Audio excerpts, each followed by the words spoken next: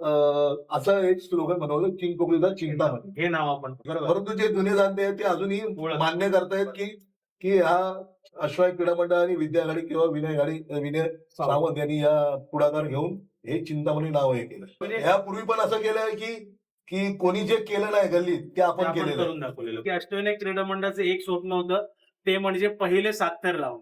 हे जे अष्टविनायक क्रीडा मंडळाने पहिले 7 थर लावले त्या 7 थराचा शिल्पकार जो म्हणू ते म्हणजे विद्याधर सदैव. नमस्कार, मी स्वप्नील रमेश देसाई.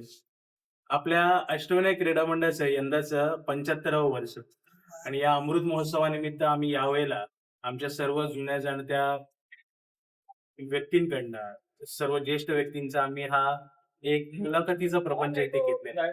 आजच्या या भागामध्ये आज आपल्यासोबत गप्पा मारण्यासाठी आहे अष्टविनायक क्रीडा मंडळाचे विद्यमान सचिव आणि चिंचपोकळी सार्वजनिक उत्सव मंडळाचे माजी अध्यक्ष श्री विद्याधर सहदेव खाडे. नमस्कार विद्याधर. नमस्कार. आम्ही सर्वजण यांना विद्याभाऊच बोलतो, तर मी त्याप्रमाणेच त्यांना हाक मारत. आता तुमचा जन्म हा माझ्या माहितीप्रमाणे जुन्या अकोलावरच आहे. तर तुम्हाला त्यावेळची तुम्हाला जन्म झाल्यानंतर तुम्हाला जसं समजायला लागलं त्यावेळची काही रामनवमीची काही आठवण किंवा ती आठवते का रामनवमी कशी होती आपली? तसा माझा जन्म 1972 सालचा. म्हणजे रामनवमी संपल्यानंतर माझा जन्म, म्हणजे 2 एप्रिल माझा जन्म, म्हणजे रामनवमीच्या नंतरचा माझं आहे. म्हणजे ती जुनी आठवण म्हणजे मी त्या म्हणजे 79 साली तर ही पुनर्रचित इमारतीसाठी गेली.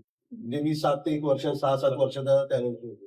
परंतु हे जे आता जे नवीन जी जुने लोक यांनी जी बाळगोपाळ मित्र मंडळ म्हणून या ठिकाणी स्थापन करून त्यांनी राम जन्मोत्सव साजरा केला. म्हणजे त्यावेळेचे म्हणजे माझ्या माहितीप्रमाणे दादा गाडी, आमचा जिजा म्हणजे आमचे श्रीधर गाडी, माझे वडील सहदेव गाडी आणि चिंदरकरांच्या त्या जागेमध्ये म्हणजे तो दादराचाच एक भाग होता. त्या दादराच्या भागाच्या खाली तिथे रामनवमी साजरे करायचे.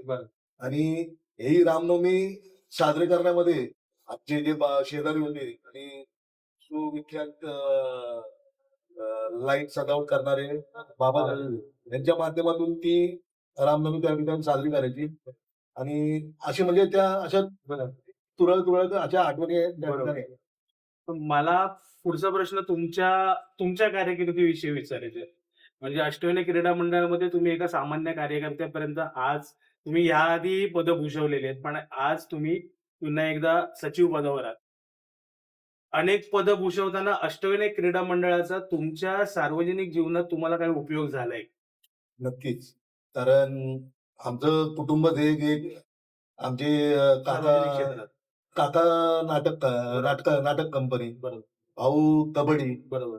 म्हणजे माझा मोठा भाऊ हरीश घाडी याच्याच मार्गदर्शनाखाली, म्हणजे त्यांनी जरी म्हणजे त्याचा हात धरून म्हणजे त्यांनी मला या क्षेत्रात आणलं. म्हणजे स्वतः जरी तो मागे राहिला परंतु मला या क्षेत्रामध्ये त्यांनी आणलं पुढे. सामाजिक क्षेत्रात आवड असल्या कारणाने त्यांनी मला, त्याची ओळख पहिली होती, माझी ओळख दुय्यम होती. परंतु त्यांनी स्वतःची ओळख मागे ठेवून मला पुढे करून त्यांनी या सामाजिक क्षेत्रामध्ये आणि कबड्डी क्षेत्रामध्ये त्यांनी आणलं. पण मग तुम्हाला ज्या वेळेला तुम्ही नवीन ही पदं भूषवताय त्यावेळेला अष्टविनायक क्रीडा मंडळाचा विद्याधर घाडी असं आम्हाला जेवढं समजतं तसं बोललं जायचं की अष्टविनायकचा विद्या आहे, अष्टविनायकचा विद्या आहे. आणि आज आम्हाला तसाच अभिमान वाटतो की तोच विद्याधर घाडी चिंचपोकळी सार्वजनिक उत्सव मंडळाचा माजी अध्यक्ष झालेले.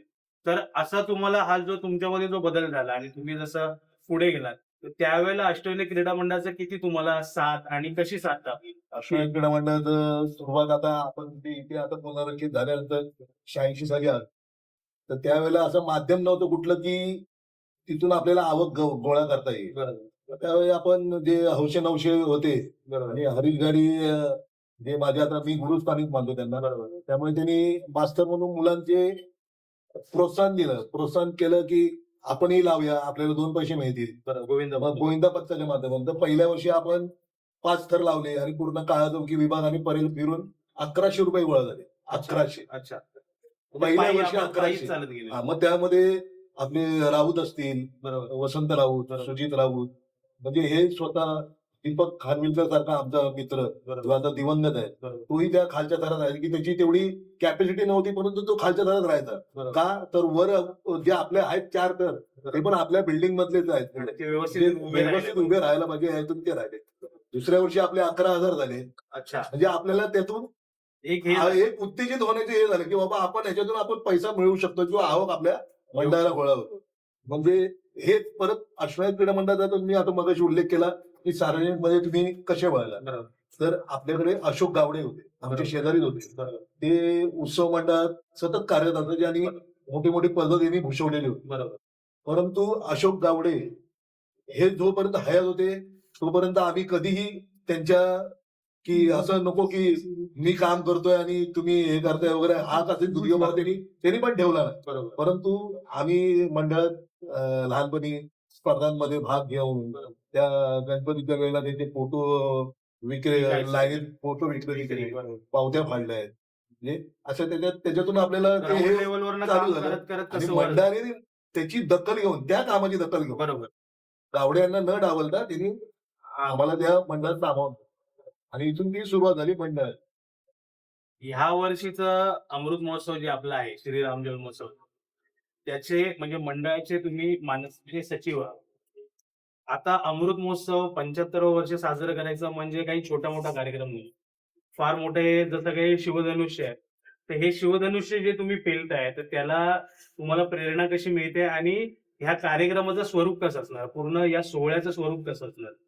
आता आपल्या मुलांबद्दल तर सांगायला नको, कारण आपल्याकडे कसं आहे, आपल्या मुलांचं कसं आहे की दुसरा कोण बोलतोय तर त्याला विरोध करणं हा कधी विरोधाभास आपल्या मुलांमध्ये कधी राहिला नाही. म्हणजे विद्या करतोय ना तर ते चांगलं करणार, स्वप्नील करतोय ते चांगलं करणार, किंवा जिका किंवा विकास सावंत, विनय सावंत, पप्प्या आहे, संजय आहे, म्हणजे हे करणार ही मुलं ही विश्वासानेच करणार की ते कुठे वाईट काम करायला जाणार नाही. आणि तुम्ही मगाशी मंडळात ती एक आठवण सांगतो, मंडळ आणि अष्टविनायकाचं नातं कसं आहे ते आणि कसं व्हायचं. त्यावेळेला चिंतामणी हे चिंतामणी नाही व्हायचं, पुलाखालचा गणपती बरोबर. पुलाखालच्या गणरायाला सांगा राम राम वगैरे हे आपण जे गजर मधून आपण सतत घेत आलोय. पण आपली आठवण कशी आहे, त्यावेळेला इथे गल्लीमध्ये गेट पण मिळायचे नाही.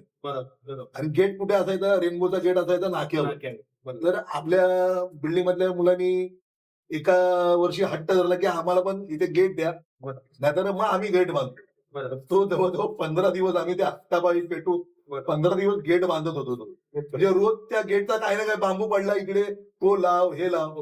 परंतु ते करत असताना म्हणजे त्यात पुढाकार मी, विनय सावंत आणि आपल्या मंडळाची जी मुलं होती त्यांनी पुढाकार घेऊन एक असं एक स्लोगन बनवलं, चिंचपोकळीचा चिंतामणी. हे नाव आपण हे नाव म्हणजे श्रेय आपल्याला जायचंय. बरोबर जरी आता तिकडे ते श्रेयाची लढाई लढण्यात आपल्याला काय अर्थ नाही, परंतु जे जुने जाणते आहेत ते अजूनही मान्य करतायत की हा अश्वाय क्रीडा मंडळ आणि विद्या आघाडी किंवा विनय सावंत यांनी या पुढाकार घेऊन हे चिंतामणी नाव हे केलं. बरोबर. आणि त्याचे आपण बॅनर पेरुकोंबड मध्ये आपले जे होते ते त्यांनी बॅनर बनवून प्रत्येक गेटवर आपण ते बॅनर लावून ती प्रसिद्धी केली आणि तेव्हापासून हे चिंतामणीकडे.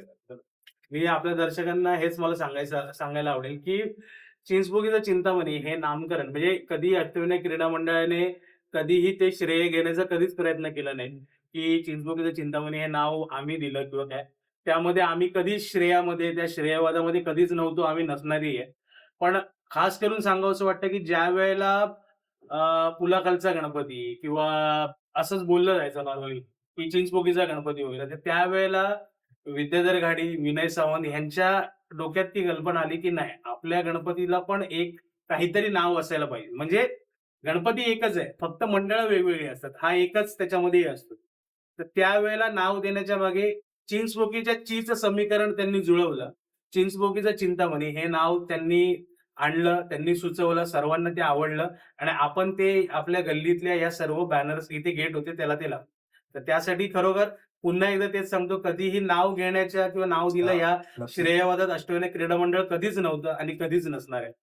आता मला तुम्हाला पुढचा प्रश्न हाच विचारायला आवडेल की आताचा जो अमृत महोत्सव येणार आहे राम जन्मोत्सवाचा, त्याचं स्वरूप कसं असणार, म्हणजे तो किती दिवस आपण साजरा करणार आहोत, त्याच्यात काय काय प्रकारे आपण उपक्रम किंवा सोहळे करणार आहोत? त्याचं सुरुवात तर आपण पहिली आपण जसं सालाबादप्रमाणे आपण नवीन वर्षाची सुरुवात आपण टिटवाळ्याच्या बरोबर. महागणपतीच्या दर्शनाने करतो. बरोबर. तर त्या प्रसंगी आपण तिथे अशोका बँकेट हॉलमध्ये आपण की आपले जे सभासद सदस्य नवे जुने सर्व 32-33 जण आपण होतो त्या ठिकाणी. तर त्या ठिकाणी आपण ती एक बैठक त्या ठिकाणी घेतली आणि 2 महिने आधी आपण पासून ही सुरुवात सुरू आहे. कारण कुठलंही सोंग आणण्याचं आपण बोलू आवाढव्य करायचं हे करायचं परंतु ती आवक गोळा करताना बरोबर. आपल्याला ती नाकेनव येते. बरोबर. मग ती आवक कशी गोळा करायची याचा आढावा घेण्यासाठी आपण ती बैठक त्या ठिकाणी आली आणि नवीन मुलांना जी परंपरा दादा घाडी, बाबा राणे, हरीश घाडी किंवा आप्पा घाडी यांनी जी परंपरा आपण अभय आमचेकर यांनी जी हीच परंपरा दिली ती आता आपल्यावर आहे. बरोबर. ह्याच्या पुढे पुढच्या बाकीच्या पुढच्या पिढीवर आहे. जे आता पुढे ऋतिक आहे, कुणाल पाटील असतील, आराध्य वगैरे हे असतील यांच्यावर आता ती पुढची परंपरा आहे की ते ती परंपरा पुढे हे 75 100 पण करावं. बरोबर. ह्या हेतूने आपण ही करायची त्या हेतूने आपण हा 75 वर्ष जोरदार करतो. बरोबर. पण त्यामध्ये आपलं जवळ-जवळ असेल बजेट भरपूर बजेट आहे. बरोबर की आहे. बरोबर. आपण म्हणजे ह्यापूर्वी पण असं केलंय की कोणी जे केलं नाही गल्लीत ते ते आपण आपण केलेलं आहे. करून दाखवलेलं. बरोबर. म्हणजे तो पुण्याचा नाशिक ढोल बाजा असेल बरोबर. तर बरोबर. मग ते आपण केलं बरोबर. किंवा लाडू वाटप आपण पूर्ण एरियामध्ये लाडू वाटप बरोबर आहे. केलं. मोफत मोफत चिकित्सा चिकित्सा कॅन्सरची केली. जे 1996 मध्ये मी त्यावेळेला फक्त 9 ते 10 वर्षाचा होतो. मला अजूनही चांगलं आठवतंय, की 1996 साल असं होतं, की ज्यावेळेला चिंचपोकळी लालबाग विभागात पहिलं मोफत आरोग्य चिकित्सा शिबिर, फुल बॉडी चेकअप ज्याला बोलतात, ते अष्टविनायक क्रीडा मंडळाने भरवलेलं. त्यावेळेला हे सर्वजण फार म्हणजे एकदम असे तरुण पिढी होती, की त्या सर्वांनी केलेलं आहे हे सर्व आणि त्यावेळेला नाही म्हटलं तरी जवळपास 200 ते 230 लोकांचं फुल बॉडी चेकअप आपल्याकडे झालेलं. त्याच्यात नेत्रचिकित्सा होतं. त्यावेळेला काही लोकांना म्हणजे मी माझ्या आईबद्दल पण सांगतो. माझ्या आईला त्यावेळेला त्या शिबिरामध्ये थायरॉइडचं समजलं, की तिला आहे आणि त्याच्यानंतर तिने ट्रीटमेंट घेतली आणि बरं झालं. नॉर्मली नाहीतर ती गेलीच नसती कधी असं डॉक्टरकडे ते चेकअप करायला. त्यामुळे मोफत एवढ्या मोठ्या लेव्हलचं चेकअप घेणं हा त्यावेळेला देखील मोठी गोष्ट होती, जी आमच्या अष्टविनायक क्रीडा मंडळाने केली. आता कार्यक्रमाचं स्वरूप मगाशी आपण जसं विचारलं बरोबर. कार्यक्रमाचं स्वरूप असं असेल 26 मार्च रोजी आपण श्रीराम जन्मोत्सव साजरा करणार 12 वाजता ठीक. बरोबर. त्यानंतर रामरोटीचं आयोजन आपण या ठिकाणी विभागीय रामभक्तांसाठी करणार आहोत. बरोबर. त्यानंतर 7 ते 9 या दरम्यान आपला जो शॉप बिल्डिंगचा एरिया आहे तिथून आपण शोभायात्रेचं आयोजन आपण या दिवशी करणार आहोत.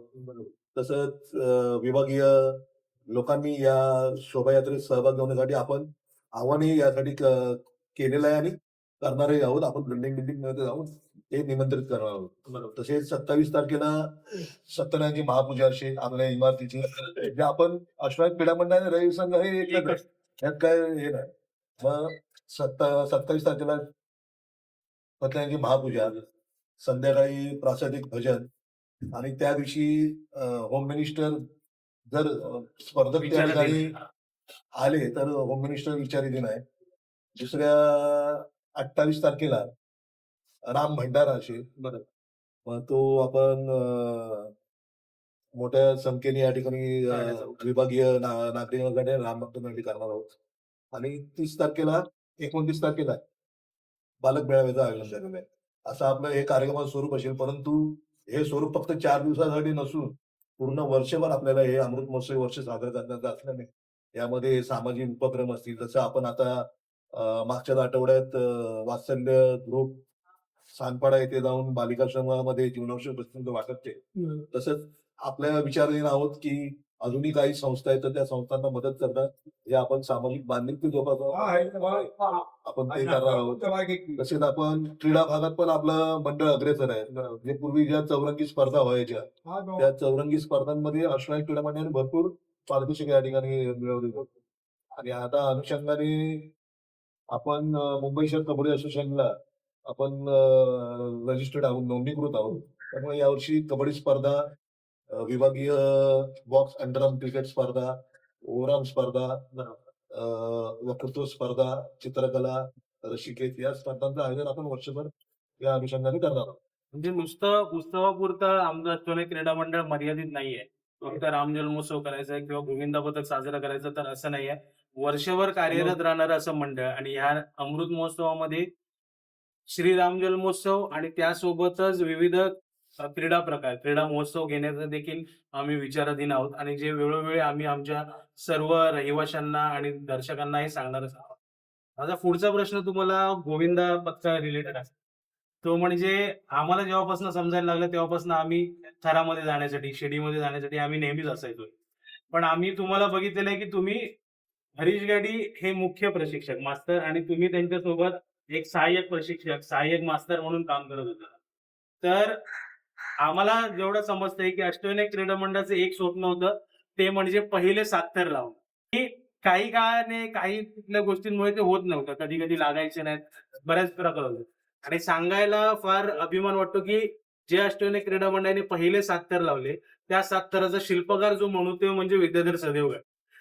तर त्याबद्दल मला काहीतरी तुमच्या आठवणी सांगा. शिल्पकार वगैरे काय नाही. शिल्पकार म्हणजे 7 थर लावण्याचा उद्देश आणि मी जे मी एकदा प्रोत्साहित थांबवतो करण्याचं त्यांना. हां. मला थांबवतो म्हणजे शिल्पकार मी यासाठी म्हणतोय, कारण त्यावेळेची परिस्थिती मी बघितलेली आहे. मी दुसऱ्या थरात होतो आणि मी शिल्पकार यासाठी म्हणतोय, कारण त्यावेळेला आपण एकदा ट्राय केली, ते होत नव्हतं. आणि नंतर विद्याभाऊच्या तोंडातनं ते होतंय आणि आज नाही लावले तर आपण कधीच नाही लावू शकणार. म्हणून मी तो शिल्पकार हा शब्द बोललो. नाहीतर आपले ते 7 थर कधीच आले नसते. म्हणून म्हणून मी हा शब्द बोललो. नक्कीच जसं तुम्हाला आता तुम्ही बोललात, की मला वाटत होतं, की मी शिर्डीला राहावं, मी दुसऱ्या दारात राहावं. तसं मला पण इच्छा होती, की मधु सरवणकरच्या जागी जाऊन उभं राहावं. 6व्या दारात किंवा 5व्या दारात. परंतु मी चढलो, की त्यांना तो जड वाटायचा आणि मधु सरवणकर चढलं, की त्यांना तो हलका वाटायचा. त्यामुळे तो मी आलो तो मध्ये त्या गोलात आलो, रिंगणात आलो. आणि पण एवढं महत्वाचं होतं, की एवढ्या गोविंद्यामध्ये मध्ये एकटं राहणं हे सोपं नसतं. खरंच म्हणजे याचं काय म्हणतात त्याला साहसी धाडस हवं, की त्या एवढे थर पडले तर त्याच्यावर पडणार. बरोबर. आणि तशी गोष्ट माझ्याबरोबर झालेली होती. बरोबर. भांडूपमध्ये आपण 7 थर लावले आणि तेव्हा ते 7 थर पडले. ते त्यावेळेला- माझं बघून खाली डोकं वर पाय होतं. बरोबर. म्हणजे म्हणजे तसंच हे सांगतो, पण गोविंदा हा फक्त आपल्या 50 इमारतींचा गोविंदा म्हणजे पूर्ण एरियामध्ये आपल्या विभागामध्ये त्याचं नाव लौकिक होतं. 50 शिस्तबद्ध गोविंदा, 50 खोल्यांचा गोविंदा. 50 खोल्यांचा गोविंदा होऊन चालत नाही. बरोबर. त्यासाठी जसे मास्तर आपल्या हरीश गाडे यांचे ओरिएंटल मधले मित्र, सुहास गावडे यांचे एनटीएनएल मधले मित्र, आमचं कुटुंब, गाडी कुटुंब, कळव्याचे मग त्याच्यात कळव्याचे मित्र आले, ते आमचे भाचे आले, बरोबर. सुनील गाडी आहे, संकेत गाडी आहे, आमचा भाऊ आला, रवींद्र गाडी आहे. ही लोक आणि त्यांचा एकत्रितपणा हा एकसंघ राहण्याचं आणि गोविंदा सक्सेस होण्याचं मागचं कारण. अष्टविनायक क्रीडा मंडळाच्या गोविंदा पथकाबद्दल आम्ही हेच सांगू की शिस्तबद्ध गोविंदा पथक. कारण आमच्यावर जो एक असा वचक होता ना, तो म्हणजे मुख्य मास्तरांचा आणि सहाय्यक मास्तरांचा, की त्यांचा एक वचक होता. त्यामुळे शिस्तबद्ध असं गोविंदा पथक होता. पण नुसतं अष्टविनायक क्रीडा मंडळाच्या किंवा अष्टविनायक बिल्डिंगच्या 50 खोल्यांचं गोविंदा पथक आहे असं बोलून चालणार नाही. तर जसं आता विद्याधर गाडींनी सांगितलं तसं कळव्याचे आमचे मित्र होते, भांडूप मधला एक फ्रेंड सर्कल पूर्ण यायचा. तसे विभागातले आहेत ना, बऱ्याचशा इमारतीतले आमचे मित्रमंडळी असायची. जसे गोडोप चेंबर्स मधले मित्रमंडळी आहेत. डॉक्टर कंपाऊंडचं स्वतःचं गोविंदा पथक होण्याच्या आधी पण काही त्यांचे मित्रमंडळी जी आहेत ती आपल्या गोविंदा पथकातनं येत होती आणि महत्वाच्या जागांवर जात होती. त्याच्यानंतर सहकार सदन बिल्डिंग आहे, विठ्ठल सदन मधले काही आमचे मित्र आहेत, गुल्लू कोजा मधले मित्र आहेत. असे हिंदमाताचे खेळाडू, हिंदमाता सेवा मंडळाचे आमचे सर्व खेळाडू आहेत. अशा बऱ्याचशा इमारतींमधले, बऱ्याचशा मंडळांमधली मुलं येत होती आणि त्यामुळे आमचा गोविंदा पथक हा एक सक्सेसफुल गोविंदा पथक त्यावेळेला होता, हे सांगायला आम्हाला फार अभिमान वाटतो. आता माझा पुढचा प्रश्न तुम्हाला हाच आहे की ह्या वर्षीचा जो एक भव्य दिव्य असा अमृत महोत्सवी श्री राम जन्मोत्सव आपल्याला साजरा करायचा आहे, तर त्यासाठी तुम्ही सचिव या नात्याने लोकांना, जनतेला आणि सर्व मुलांना काय असं आवाहन द्याल? मुलांना आवाहन करणं गरज नाही. जो तो आपापल्या परीने या ठिकाणी वेळ देतोय. आपण सर्व माध्यमातून आपण तो प्रयत्न करत आहोत, की या ना त्या माध्यमातून आपला जो उत्सव आपण साजरा करणार आहोत, तो लोकांपर्यंत पूर्ण इमारतीपुरता न राहता मुंबई, महाराष्ट्रापर्यंत तो कसा पोहोचला पाहिजे आणि लोक जास्तीत जास्त कसे त्या आपल्या वर्षात सहभागी होतील याकरता आपण हा प्रयत्न करत आहोत. त्यासाठी आपण अमृत महोत्सवी वाटचाल ग्रुपही बनवलाय, की जे जुने जुने जाणते लोक आहेत यामध्ये तर त्यांच्याकडनं आपल्याला कोणतं सहाय्य म्हणा किंवा मनुष्यबळाचं सहाय्य म्हणा, तर ते मिळून आपण हा उत्सव मोठ्या थाटामाटात कसा साजरा करू याकरिता आम्ही सर्व प्रयत्नशील आहे. धन्यवाद तुमचा वेळ दिल्याबद्दल आणि आपला हा अमृत महोत्सवी वर्ष असाच एक मोठ्या थाटामाटात झाला पाहिजे. हेच आमच्याकडनं सर्व या शुभेच्छा आणि आपण त्याचप्रमाणे सर्वांनी कार्य करूया. धन्यवाद.